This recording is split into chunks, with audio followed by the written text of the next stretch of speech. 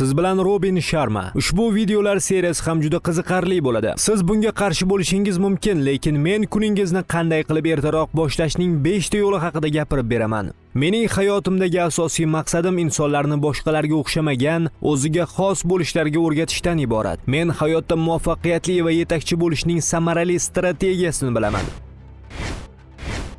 Bu uyqudan ertaroq turish. Siz erta turish bu men uchun emas deb aytishingiz mumkin, lekin agarda biz sportda, san'atda, biznesda va ilmda muvaffaqiyat qozongan insonlarga nazar tashlasak, ular o'z miyasini qattiq intizomga o'rnatgan insonlar ekanligini ko'rishimiz mumkin.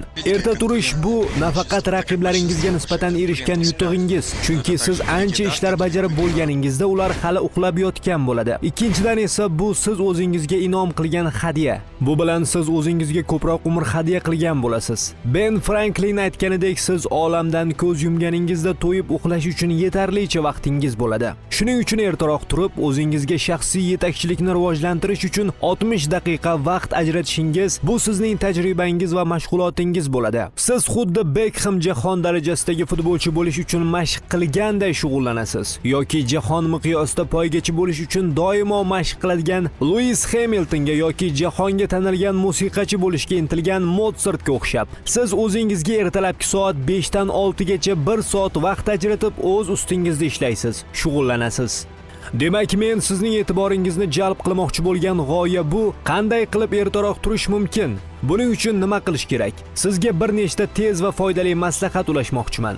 Birinchisi, doimo jismonan baquvvat bo'ling. Agarda sizda jismoniy tayyorgarlik darajasi a'lo bo'lsa, sizda ortiqcha uyquga ehtiyoj ham bo'lmaydi. Quvvatingiz yanada oshadi. Siz chidamli bo'lasiz. Shunchaki sog'lom bo'lsangiz bas, ko'p uxlashga zaruriyat qolmaydi.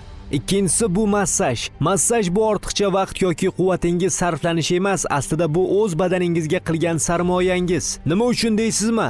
Chunki u qon aylanishini yaxshilaydi. U sizning uyquga bo'lgan ehtiyojingizni pasaytiradi.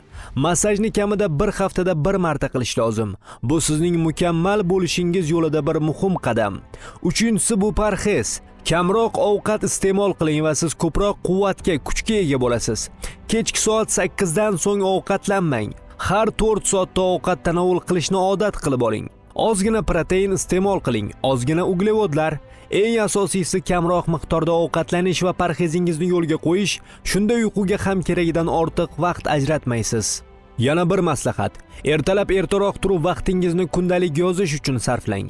Boshqacha qilib aytganda, ichingizdagi barcha kechinmalarni bir parcha oq qog'ozga to'king. Sizni vahima bosganida siz quvvat yo'qotishni boshlaysiz. Men buni kuch-quvvatni behuda sarflash deb aytaman. Sizni tashvishlantirayotgan narsalarga qanchalik ko'p quvvat sarflasangiz, u shunchalik kamayib boraveradi.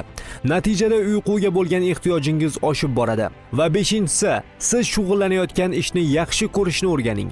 Men hayotimda xuddi o'z suratlarini ehtiros bilan chizgan Pikassoga o'xshab, mehmonxonalarni katta ishtiyoq bilan tozalagan xizmatchilarni uchratganman. O'z ishingizga nisbatan ishtiyoq, ehtiros bilan munosabatda bo'lish imkoniyatini toping. O'z ishingizda eng yaxshi bo'ling. Nima uchun deb so'rayapsizmi? Chunki siz shug'ullanayotgan ishning naqadar muhim ekanligini anglash, siz boshqalarga bu yo'nalishda o'rnak bo'lishingiz mumkinligini tushunish hissiyotidan boshqa hech narsa sizga bu darajada quvvat bera olmaydi. Eng katta sirlardan biri bu siz nima uchun, nima maqsadda ishlayotganingizni anglab yetishdan iborat. Ertaroq uyg'oning va yetakchilik borasida hamda sizning buyuk hayotingizda eng muvaffaqiyatli birinchilardan biri bo'ling. Matnni Jasur Rahmon o'qidi. Nurli media mahsuloti.